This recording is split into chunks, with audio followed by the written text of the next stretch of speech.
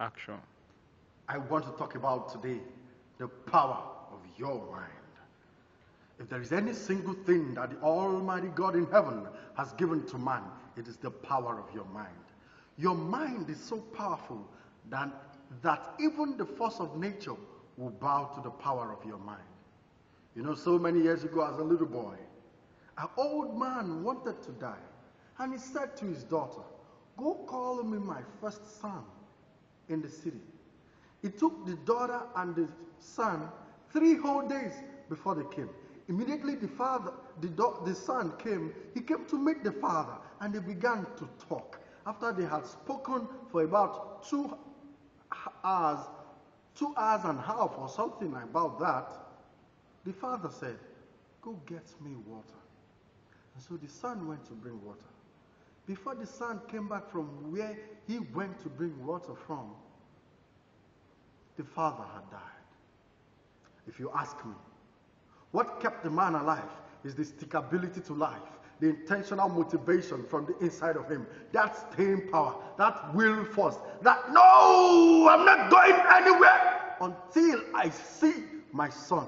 That was what kept him alive. Your mind is so powerful that even death will bow to the power of your mind. That's how powerful your mind is.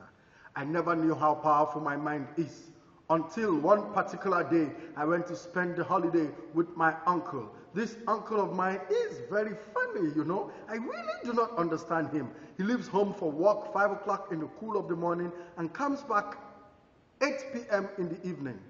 He goes to bed immediately, wakes up at about 12 midnight, takes his bath, and says to me, "Chuks Ajali, let's go to town." You know what my uncle is going to do in town? He's going to drink. And so this particular day, he drank and he was drunk, and he told me, "Chuks, come manage me to the car." I was scared. I'm wondering, this man that I'm going to manage to the car is going to drive me? I know today is death for me. And so as I was carrying him and moving him towards the car, he was staggering and we were struggling together. And I was wondering, is this man going to drive me? When he got to the steering, he ignited the engine. And then where we were parked, there were a couple of other cars around it. So he needed to move backward a little bit, move forward a little bit. He needed to go back. And by the time he had gone front, back, and finally he came out of where we were parked, I had confidence in him that this man would not kill me because he's not drunk. If at all he's drunk, his drunkenness may have made him a little sharper than he normally is. And so we were driving, we got to the traffic. That was about 2 a.m. in the cool of the night. I was wondering, why is there traffic? But then I started looking at his eyes and hoping that I hope this man would not sleep. He didn't sleep. Finally, we left the traffic and we got home. And he says to me, "Chuks Ajali, go and open the gate." I was too excited to go and open that gate. So I rushed down to open the gate. Then he drove in.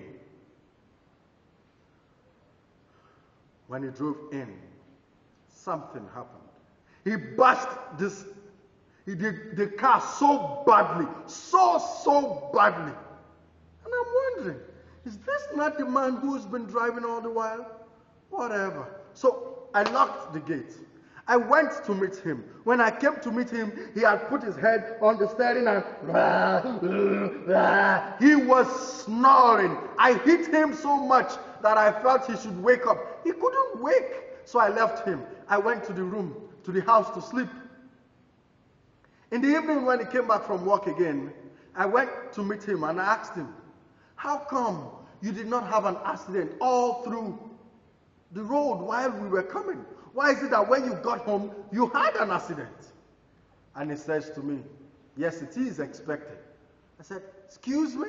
What do you mean by it is expected?" He says to me, "When I was leaving that beer parlor, I made up my mind not to die. So it was my mind that was driving, not me. Nevertheless, when I got home, my mind released and gave access to my brain.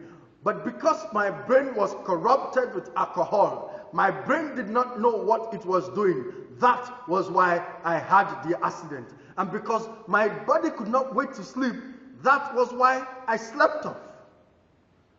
Wow, what a response. But from there, I had inferred that indeed your mind is so powerful than your senses. Your mind is so powerful than your body. Your mind is so powerful that even the atmosphere will bow to it.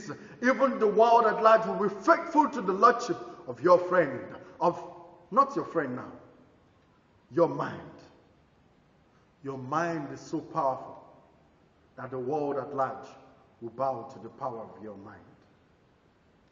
So indeed, if you want to succeed in Africa as a continent, or any part of the world that you are in, you need to first and first make up your mind to succeed. It is only then that you would indeed succeed.